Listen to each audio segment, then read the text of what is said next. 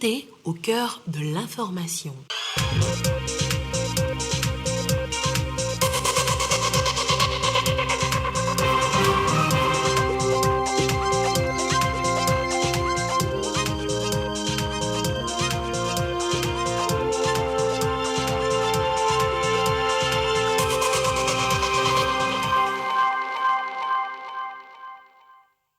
Mesdames, Messieurs, bonsoir. Dans l'actualité ce soir, nous parlerons des finances au niveau local. Les communes du Togo cherchent des moyens pour financer les projets de développement et déjà le programme de décentralisation et de gouvernance locale Prodégol se positionne comme un partenaire sérieux. Finance et développement local, on en parle en début de cette édition. Dans ce journal également, nous donnerons la parole aux jeunes qui s'expriment, qui donnent leur avis sur certains faits de société. Ainsi, nous marquons la journée à eux dédiée depuis hier.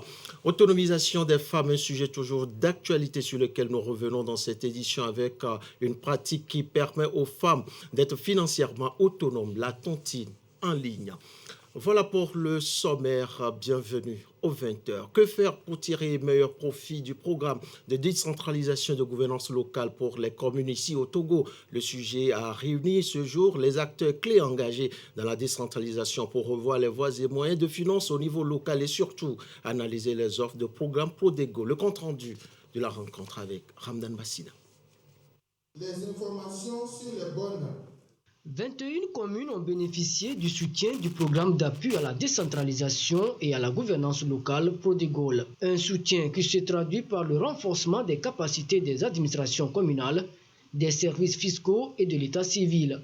Un programme qui existe depuis 2013 et qui a connu le soutien de l'Union européenne et de la coopération allemande depuis 2017 pour une synergie d'action au bénéfice des communautés territoriales. Il est mis en œuvre par la GIZ. Après l'adoption des textes, la mise en place des institutions et l'élection des maires, il est question aujourd'hui de relever le défi que pose le fonctionnement des communes, particulièrement dans l'accès aux ressources financières sans lesquelles elles n'auront ni légitimité ni crédibilité aux yeux de leur population. Dans ce contexte, l'organisation de ce forum nous paraît particulièrement importante parce qu'il permet de réfléchir au-delà de l'expérience déjà faite avec le Prodégol, à la question de savoir quel dispositif de financement mettre en place pour consolider la décentralisation et accompagner toutes les collectivités territoriales dans l'exercice de leurs compétences. Ce programme a pour objectif de soutenir l'État dans sa politique de développement. Et le ministère de l'administration territoriale se réjouit du soutien continu des partenaires dans l'atteinte des objectifs du Plan national de développement et de l'agenda 2030 des objectifs de développement durable. Les partenaires comptent bien poursuivre leurs efforts. Nous nous sommes mobilisés depuis longue date aux côtés de l'État togolais pour les succès du processus de décentralisation. Et notre engagement, notre suivi va se poursuivre. Donc nous souhaitons continuer cela pour pouvoir atteindre une pleine réussite du processus de décentralisation. Acteurs nationaux et partenaires techniques et financiers vont à travers les résultats issus de la mise en œuvre du Prodégol élaborer un nouveau schéma pour toucher plus de collectivités à la base. Le décor est ainsi planté pour parler du programme de décentralisation et de gouvernance locale Prodégol censé améliorer les prestations des communes. Nous faisons ici allusion à la planification, à la participation citoyenne, à la gestion des finances et des services d'état civil. Quel est aujourd'hui l'impact sur le terrain, les avancées, les défis à relever, un bilan dans ce dossier réalisé par Ramdan Bassina. 4 grandes composantes ont meublé le programme d'appui à la décentralisation et à la gouvernance locale Prodégol. Appui à la politique de décentralisation fiscale, l'amélioration et le renforcement des capacités dans la gestion budgétaire, la mobilisation des ressources ainsi que celle des communautés pour une participation active. Et depuis 2017, avec le soutien de l'Union européenne et la coopération allemande, on note des avancées. Ce qui a marché aussi, c'est le renforcement des capacités parce qu'il fallait amener aussi bien les élus que les agents des communes à être en mesure d'assurer leurs charges et de de répondre à leurs responsabilités dans la gestion des collectivités territoriales. Ce qui a également marché aussi, c'est la restauration de cette confiance entre les élus et les populations à travers une réelle participation citoyenne au processus de prise de décision au niveau communal. Au niveau national, des études ont été réalisées, des appuis conseils ont été fournis et cela a permis de renforcer la mise en place de la réforme globale de la centralisation au niveau national. Ce forum national sur les finances locales est une opportunité pour un partage d'expériences entre les communes et les partenaires, ce qui permettra d'identifier les goulots d'étranglement et élaborer de nouvelles orientations conformément au plan national de développement. En termes de processus à améliorer, encore, il y a ce volet renforcement des capacités qui doit être poursuivi parce que, comme vous savez, non seulement il y a des changements de personnel au niveau des communes, mais aussi il faut veiller à ce que les formations qui ont été réalisées, les acquis de ces formations-là puissent être réellement mis en pratique. Et donc, on constate qu'au niveau des communes, il y a encore du travail afin de renforcer la transparence et aussi améliorer la gouvernance locale. Le Togo est sur la bonne voie dans sa politique de développement à la base, rassure les partenaires techniques et financiers. La participation des collectivités locales sera d'un grand atout. Et pour ce faire, des sensibilisations vont s'intensifier. L'actualité toujours au plan national avec cette nouvelle notion, les modalités de gestion au profit des producteurs forestiers et agricoles de la région centrale. La pratique exige une bonne planification et structuration des espaces à explorer. Reportage Désiré Aloy. Ils viennent de tout le pays, des délégués, membres des organisations de producteurs forestiers et agricoles OPFA, associés aux partenaires pour bénéficier de meilleures connaissances dans les procédures de gestion financière et de partage de plans d'action visant à créer une bonne planification. Le présent atelier aujourd'hui vise justement à renforcer encore plus de capacités des partenaires de la mise en œuvre, les anciens comme les nouveaux, renforcer leurs capacités dans le rapportage, leurs capacités dans la gestion des fonds que la FAO va mettre à la disposition de ces coopératives, de ces fêtiers qui vont implémenter le projet, pour que, à la fin encore de l'exercice, qu'on puisse hisser le Togo encore plus haut. Un partage d'expérience qui va relancer les organisations dans leur opération. C'est un très bon projet qui s'inscrit parfaitement dans la politique du gouvernement en matière de protection de l'environnement et surtout d'amélioration des conditions de vie des populations. C'est toujours bien de réunir les gens et de les laisser s'exprimer. Et chacun essaie de prendre quelque chose de l'autre pour améliorer ce qu'il fait. Voilà l'intérêt de cette réunion. Et lorsque tous les plans seront mis en œuvre, je pense que c'est le Togo qui va gagner parce que notre environnement sera amélioré. La coordination togolaise des organisations paysannes et de producteurs agricoles, CETOP, conduit la formation dans le cadre du mécanisme forêt et paysan de la FAO.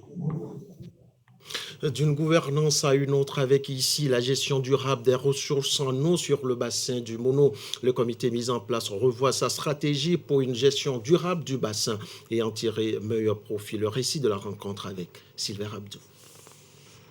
Ce fleuve, communément appelé bassin du Mono, est partagé par le Togo et le Bénin, deux pays frères qui ont mis en place un mécanisme de gestion, notamment la GIR, gestion intégrée des ressources en eau comme option respective de gestion de cette ressource. Et pour bien accompagner cette gestion, les deux pays ont opté à l'installation des structures, c'est-à-dire des comités nationaux de gestion, notamment au Bénin et au Togo, comités chargés de l'élaboration et la mise en œuvre d'un schéma directeur devant assurer une gestion durable des ressources en eau.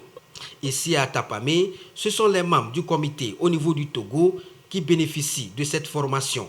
Formation destinée à les outiller sur leurs rôles et responsabilités en matière de gestion ainsi que sur le processus d'élaboration des outils de développement. Nous sommes au début du processus. Comme tous les débuts sont difficiles, c'est maintenant que nous commençons à apprendre. Ça va permettre aux uns et aux autres de s'imprégner et que chacun puisse savoir le rôle qu'il va jouer dans ce comité. La même formation a été exécutée au Bénin à l'endroit du comité national du dit pays.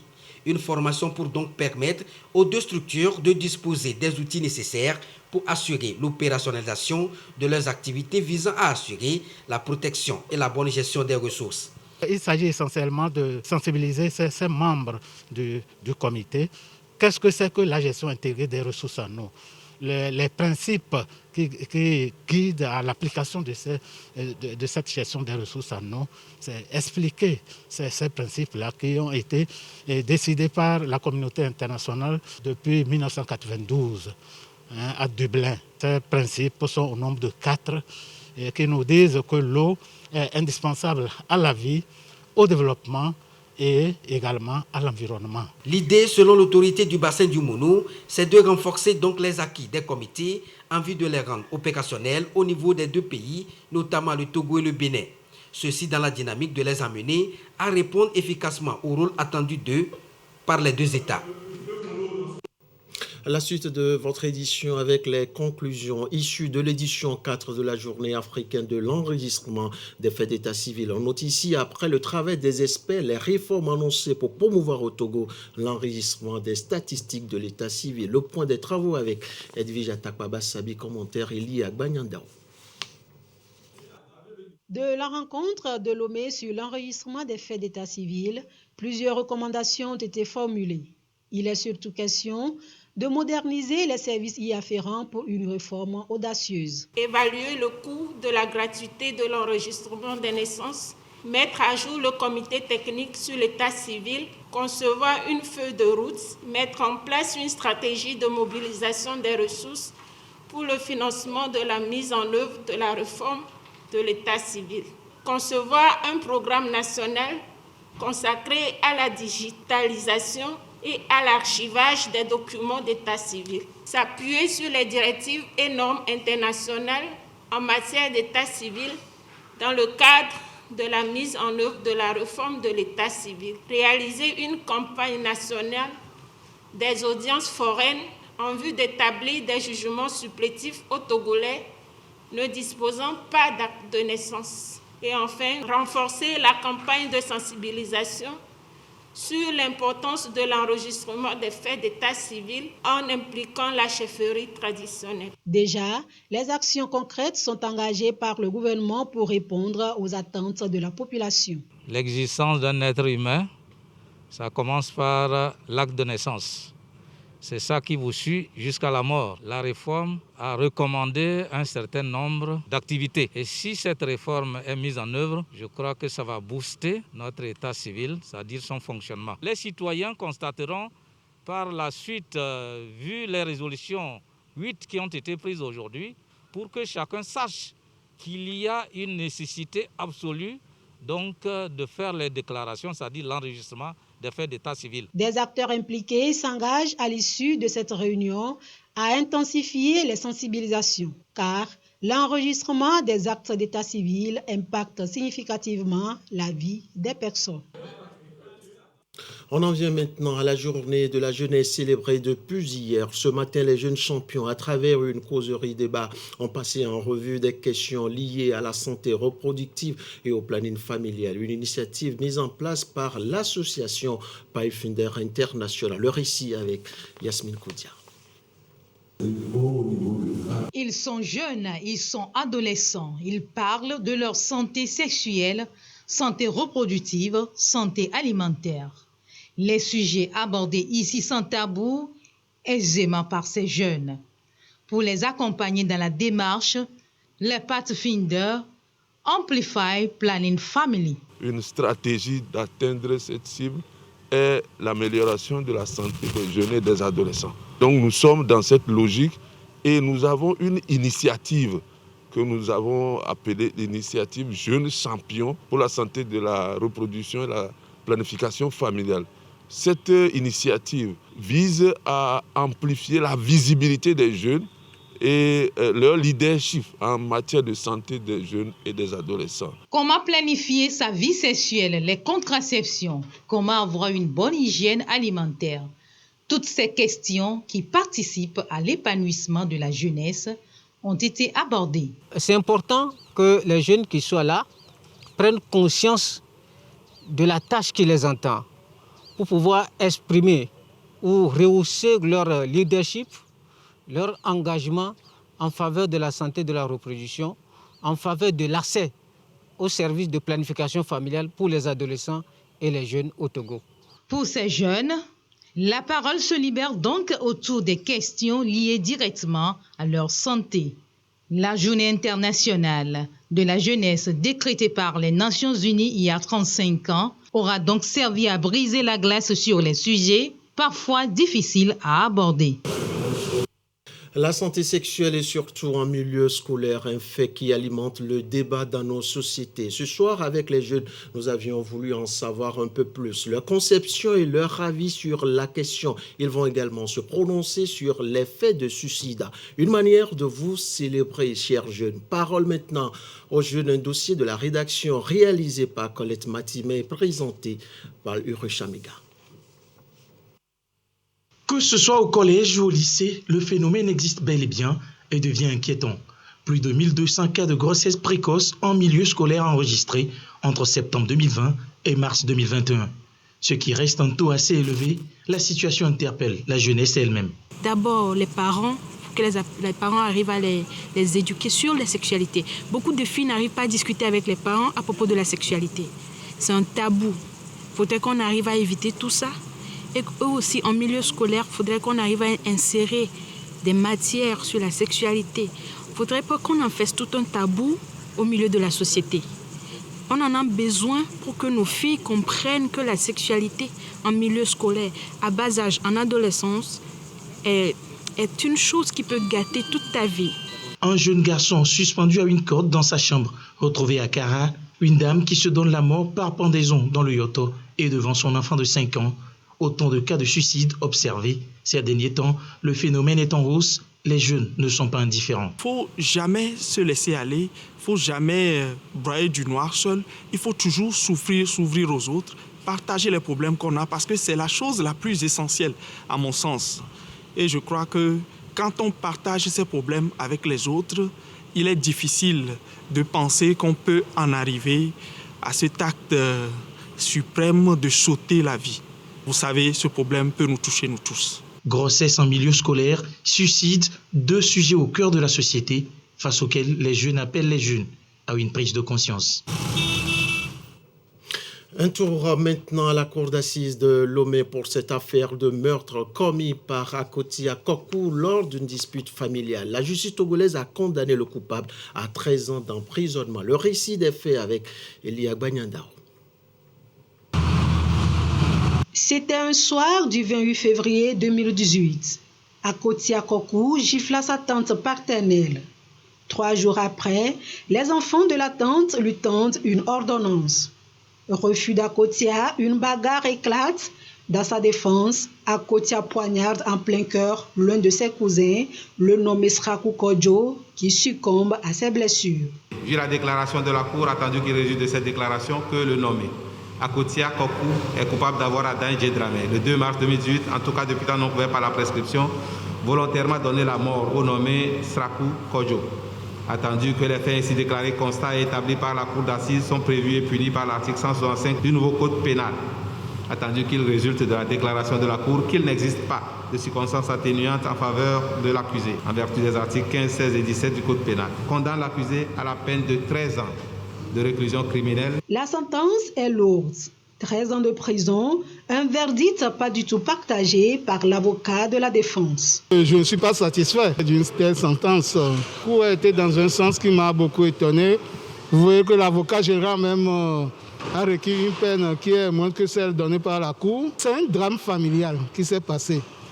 Et vous verrez que même au moment de la délibération, les témoins, les parents de la victime ont approché le prévenu pour discuter. Je ne sais pas ce qu'ils se sont dit. L'accusé était dans un état où on pouvait retrouver des circonstances atténuantes tout le monde, mais c'est la justice, hein, vous savez, on ne peut rien. Et ils ont dit le droit tel qu'ils l'ont senti, on ne peut que nous résoudre. 8 jours, c'est le délai prescrit pour faire appel.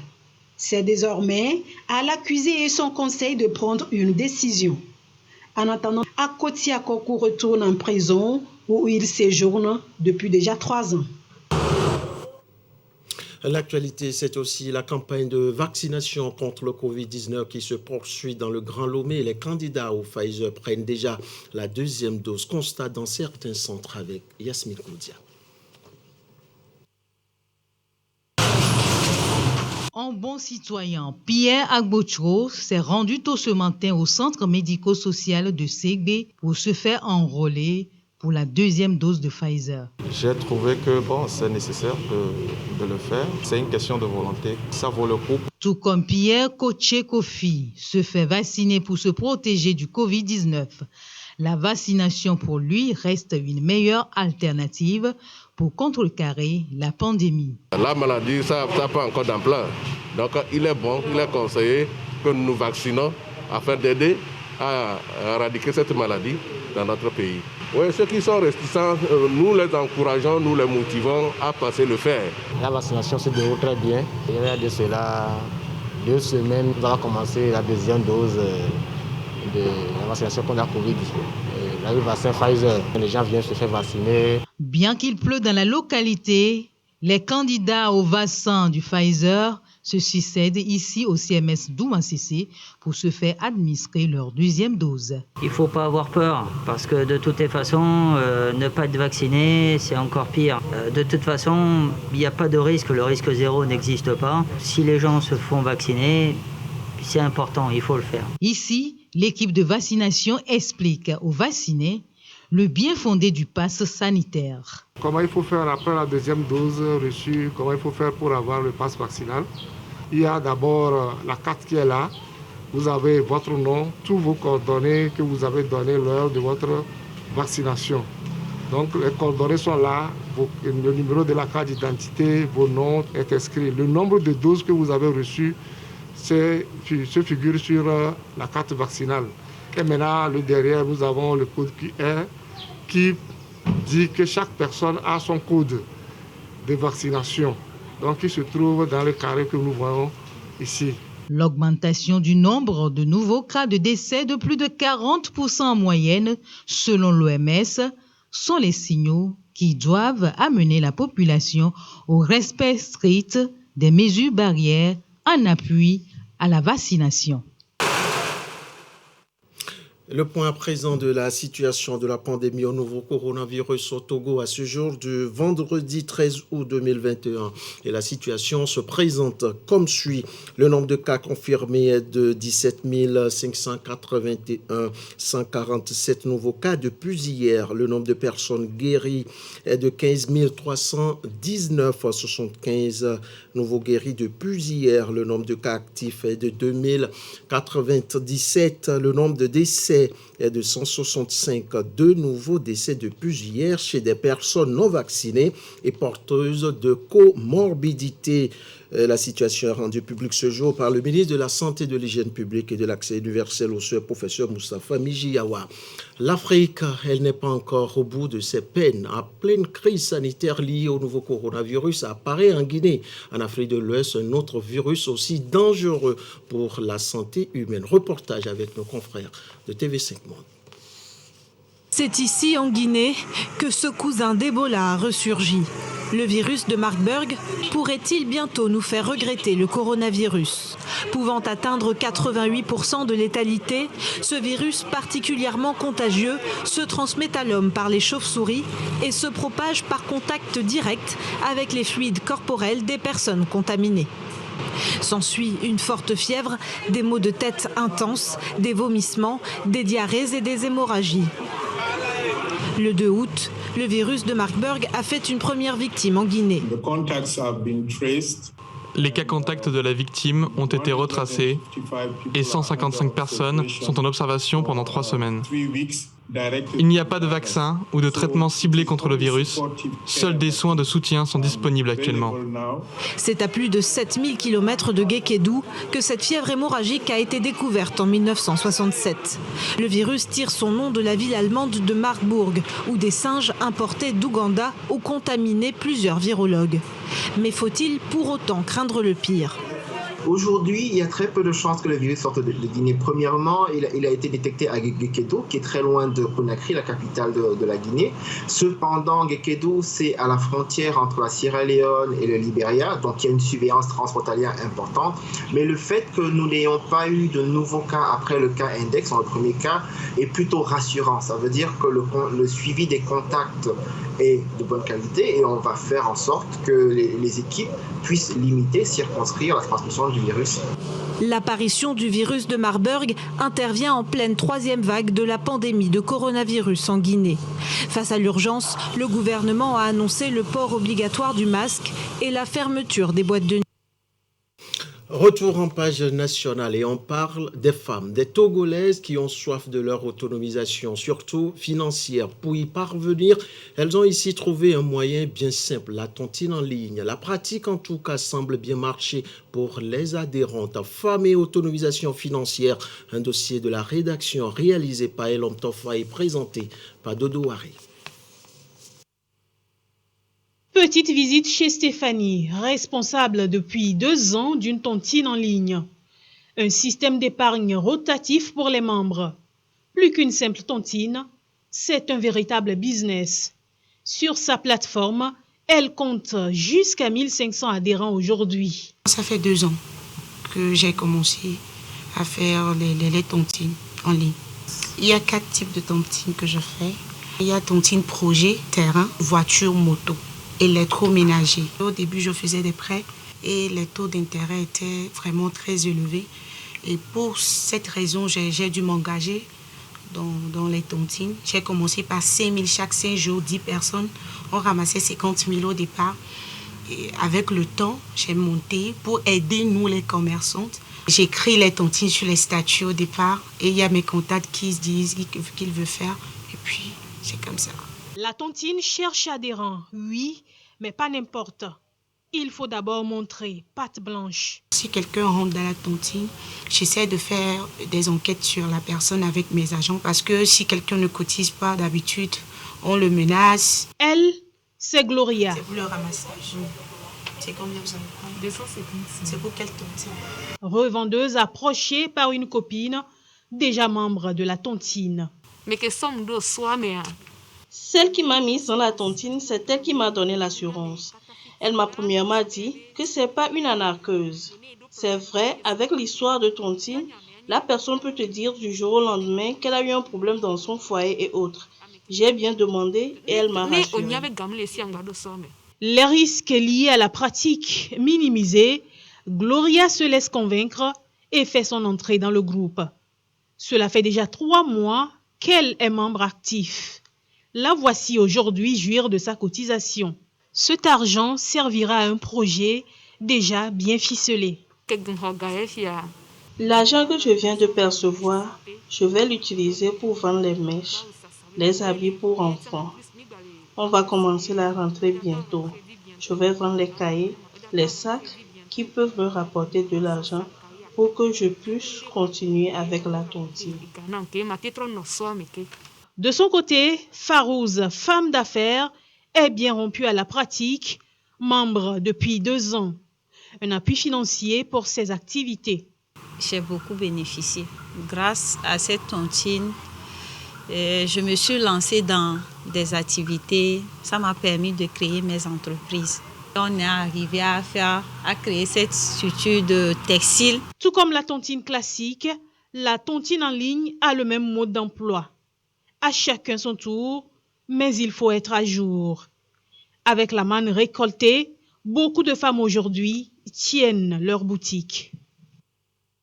Et on vous présente maintenant cet ouvrage, L'argent capital humain. L'auteur Koum Dokodjo y aborde l'épineux problème de l'argent et surtout son utilité. Reportage Rose Kondoli Marie Reine Habitat, commentaire Antoinette Omar-Vovo. L'argent capital humain. Un ouvrage de 164 pages aux empreintes de Gabriel Koum Dokodjo. Dans ces pages, l'auteur met en lumière les aspects économiques, sociologiques, spirituels et historiques de l'argent. Lui qui parfois transforme négativement les hommes. Les 27 chapitres du livre font appel au bon sens de l'homme, quand bien même il en a plein aux as. L'amalgame que nous faisons entre posséder l'argent par l'intermédiaire du talent et posséder l'argent coûte que coûte parce que j'en ai besoin. Quand nous disons que l'argent est un début spirituel ou un synonyme spirituel, c'est que l'argent est la rémunération du talent, un instrument d'amour, c'est-à-dire une reconnaissance. Le livre est subdivisé en 3 grandes parties. D'abord, l'argent et partie humaine. Ensuite, son rôle dans la société et enfin, sa place dans le développement. Le récit fait parler les critiques littéraires. Ici, l'auteur, curieusement, nous guide sur la voie de la spiritualité en disant que l'argent n'est pas quelque chose de banal parce que ça fait partie de notre vie en commun. Et à partir de cette vie en commun, il dit qu'il y a au-dessus des humains, il y a Dieu qu'il appelle amour, avec A majuscule également, qui guide les choses, mais tout en donnant à l'humain la capacité de réflexion et d'autonomie. Donc par rapport à cela, l'humain est responsable de ce qu'il fait de l'argent, de la façon de l'utiliser. L'argent, capital humain, est le 9e ouvrage de Gabriel Koum Dokrodjo, ouvrage paru à quelques jours de la retraite de l'auteur. Employé à Orabank, Gabriel Koum Dokrodjo est aussi chanteur, une passion qui l'occupera après son départ d'Orabank. Les jeunes maintenant et l'application TikTok, le phénomène devient mondial. Les utilisateurs se comptent par millions. Les artistes sont les plus suivis dans leurs clips vidéo. Même certains chefs d'État en font un canal de communication. En 4 ans d'existence, TikTok est le réseau social le plus téléchargé au monde. Regardez. Bienvenue dans un univers un peu étrange où se mêlent des danseurs amateurs, des animaux, mais aussi la police nationale et certaines stars du football. Tous sont réunis sur TikTok, l'application la plus téléchargée de la planète devant Instagram ou Facebook. Un réseau social addictif pour ses utilisateurs. Avant de dormir, je me dis bon, je fais 15 minutes de TikTok, au final, je reste pendant 2 heures. On est là, on regarde une ou deux vidéos, puis on passe 4 heures, on défile sur des sujets qui sont différents. Une ascension fulgurante, 4 ans seulement après sa création par cette entreprise chinoise ByteDance. En quelques mois, les jeunes du monde entier sont devenus toqués de TikTok, grâce à ces vidéos courtes, principalement humoristiques ou de danse. Un succès monstre qui a même inquiété Washington, le réseau social accusé d'espionnage pour la Chine parce qu'il connaît tout de vous. Chaque fois que vous interagissez avec des vidéos, à ce moment-là, TikTok va vous mettre en avant d'autres vidéos qui correspondent. Et toute la force, c'est ça, c'est d'avoir un contenu qui me concerne. J'ai décidé de répondre directement à vos questions. Même le président de la République s'y est mis. Un nouvel espace de communication pour les marques. Ce groupe de TikTokers agrège plus d'1 million de fans sur l'application, de quoi attiser l'appétit des marques. Ça va généralement être en fait un envoi de produits, donc d'un certain produit dont nous devons faire la promotion. TikTok, devenu aujourd'hui machine à cash, ces placements de produits peuvent être rémunérés plusieurs milliers d'euros pour une seule publication. Ainsi se referme cette édition. Merci pour votre fidélité. Merci surtout à vous qui nous suivez depuis Aguejano. On se dit à très vite pour toujours vous servir avec le même plaisir et la même envie.